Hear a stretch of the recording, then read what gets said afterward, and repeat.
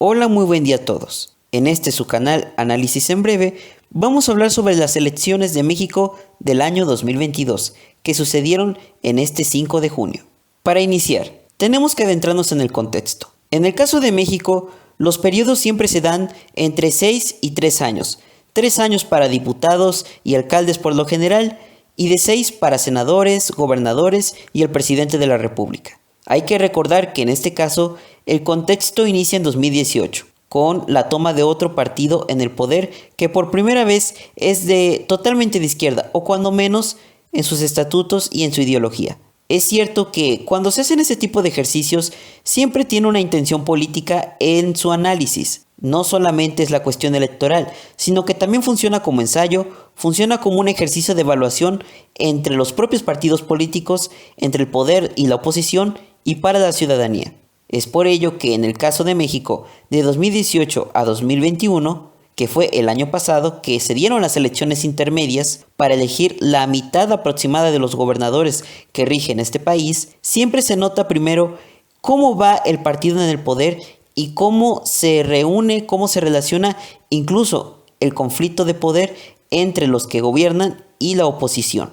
Pero ahora en este trienio de 2021 a 2024 pasa algo un poco diferente. Si bien no se deja de lado lo anterior mencionado, también aquí se inician los ensayos de los posibles escenarios para la próxima elección presidencial, que es la grande, en 2024. Es por ello que a pesar de ser elecciones de menor peso, aparentemente por elegir unas cuantas gobernaturas, siempre da un precedente de regiones, de estados y de la intención de voto en algunos lugares. Sin olvidar que a partir de aquí se inician los ejercicios de cómo se manejan los partidos y cómo les está yendo en opinión regional, estatal y nacional. Porque en este 2022 se eligió gobernador para Aguascalientes, Tamaulipas, Oaxaca, Quintana Roo, Hidalgo y Durango. Por lo tanto, son un par de estados que, si bien son menores a los del año anterior, en cuestión electoral, siempre se habla de que a partir de aquí se notan los ejercicios que van poniendo un precedente a la próxima elección presidencial. No debemos de olvidar también que en 2023 se eligen dos estados, que es Coahuila y el Estado de México, que si lo vemos en importancia electoral, el Estado de México es crucial por el número de habitantes y el número de votantes, con lo cual siempre son ejercicios que a algunos convienen más porque da un precedente de lugares estratégicos para poder ganar una elección. Ahora, haciendo un recuento rápido, los ganadores. Siempre podemos ver qué tanto margen hay de votación sobre uno y otro. Eso sí, el gran ganador de la elección fue Morena, el partido Movimiento Regeneración Nacional, que se llevó 4 de 6 estados. Pero, ¿en realidad ganó? Puede decirse que en este ejercicio sí, sin embargo, no pueden confiarse ya que, a pesar de todo, siempre pueden darse precedentes de en qué lugares o en qué regiones del país es mucho más complicado ganar o es mucho más fracturada la cuestión partidista en el caso del poder. Y en este caso, vamos a hacer el listado. Primero, tenemos Aguascalientes, que si bien su trayectoria siempre ha sido panista por lo regular, tenemos que, como era más previsto, casi confirmada, que ganaría la coalición Va por México por el PAN, PRI, PRD, con su candidata María Teresa Jiménez Esquivel, que ostentó el 53% de los votos aproximadamente, dejando muy atrás al segundo lugar, que es Nora Rubalcaba Gámez, que es de Morena, con el 33% aproximadamente. Pero tenemos aquí algo muy curioso, que la participación ciudadana no rebasó el 50%. Con lo cual se habla de que hay una abstención muy grande, pero el resultado está impuesto. Era casi confirmado que Aguascalientes se mantendría panista. Para el caso de Durango, hay algo un poco más relevante en su historia, puesto que la región del norte del país por lo regular es más conservadora y ha apoyado más el PRI en la parte de Durango y Coahuila, que si bien Coahuila es para el próximo año, pero también se da el precedente de que hay bastiones priistas de alto rango como es Coahuila. Y en el caso de Durango, tenemos que no pudo ganar Morena, puesto que se dieron escándalos, se dieron dimes y diretes y en algunos casos pruebas contundentes. Uno de estos escándalos lo representó Marina Vitela, que es la candidata de Morena y era una de los prospectos. pero en la elección se decidió que ganara Esteban Villegas, de la coalición PAN-PRI-PRD, obteniendo el 53% de los votos, dejando muy por detrás a Marina Vitela, con el 38% aproximadamente de los votos. Tenemos que en el caso de Hidalgo era un fenómeno que iba a pasar, el final de una hegemonía, el final de la hegemonía priista, o cuando menos en teoría, ya que hay que recordar que siempre ha habido movimientos políticos que no necesariamente cambian de una ideología a otra, sino que cambian de nombre de partido. En este caso, el estado de Hidalgo se lo lleva Morena, con Julio Menchaca, con el 60% de la votación, dejando por la mitad, con el 31% aproximadamente, a Alma Carolina Villano. Tenemos en Oaxaca a otro aspecto fundamental, y es que ya se había visto que la tendencia hacia Morena ya era fuerte, pero en este caso se confirmó, puesto que Salomón Jara Cruz se quedó con el 60% de la votación, siendo triunfo contundente. Para el estado de Quintana Roo se llevaron el carro completo, además de que la votación sería igual que en los dos estados anteriores. Favorecería totalmente a la coalición de Juntos Hacemos Historia para María Elena Lezama, que se queda con el 56% aproximadamente de la votación. En el caso de Tamaulipas se puede decir que fue el único estado donde la votación fue algo reñida, aunque no tanto, ya que tenemos que Américo Villarreal, de la coalición Morena, PT, Partido Verde, se queda con el 49-50% aproximadamente de la votación, contra el 44% de César Verástegui, de la coalición Va por México. Tenemos que, si bien no fue una diferencia tan marcada como en los anteriores, pero al final está en un terreno donde ha habido polémicas con el gobernador que aún está en funciones, que es Francisco Javier García Cabeza de Vaca.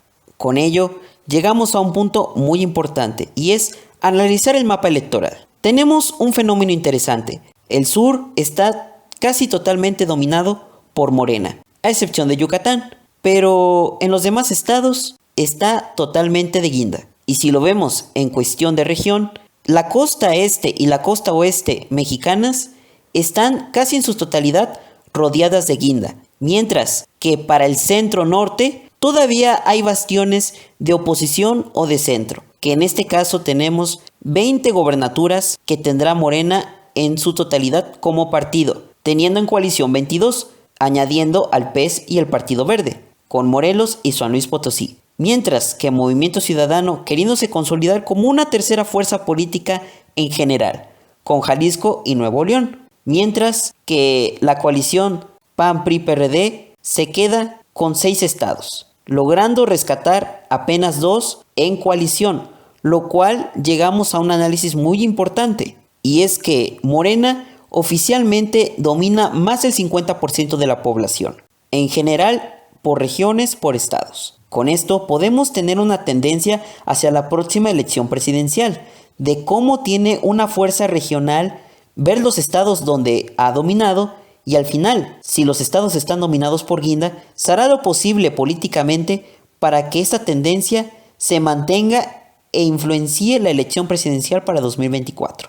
Mientras que la oposición, francamente, la tiene muy difícil, ya que apenas pudo conservar algunos estados, mientras que hay partidos como el PRD que lo perdieron todo. Ya no tienen gobernaturas, ya no tienen regiones importantes, básicamente no tienen nada, estando muy por debajo de otros partidos muy pequeños como el PES y como el Verde. Mientras que el PRI solo ha podido dominar zonas que son bastiones, como en el caso de la región entre Coahuila y Durango, mientras que en los demás estados los perdió, siendo un perdedor que ya se sabía que iba a pasar esto. Mientras que el partido está teniendo crisis internas por escándalos como el dirigente Alejandro Moreno, teniendo debilidades y divisiones internas, da a entender que la coalición Va por México no está aprovechando los errores, los escándalos, las malas decisiones y los resultados inferiores que ha dado Morena en conjunto, llegando a ser de que ha predominado la abstención. En ningún estado ha predominado la participación ciudadana por más del 50%, o cuando menos, no más de ese rubro. Por lo tanto, hay mucha gente que simplemente